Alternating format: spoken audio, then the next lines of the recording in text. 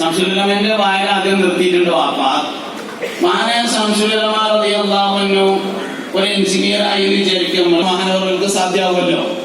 ഒരുപക്ഷെ ഫഖീഹാവാനുള്ള അത്ര വായനയും പഠനവും പരീക്ഷയും ഒന്നും ആവശ്യമുണ്ടാവില്ല എഞ്ചിനീയർ ആയി വിചാരിക്കുക.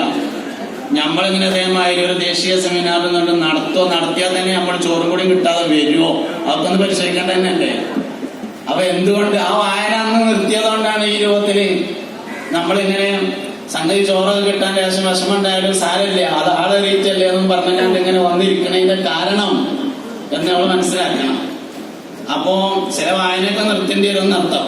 അപ്പൊ എന്തായാലും അങ്ങനെയാണ് സ്കൂൾ നിർത്തുന്നത്. സ്കൂൾ നിർത്തിയിട്ട്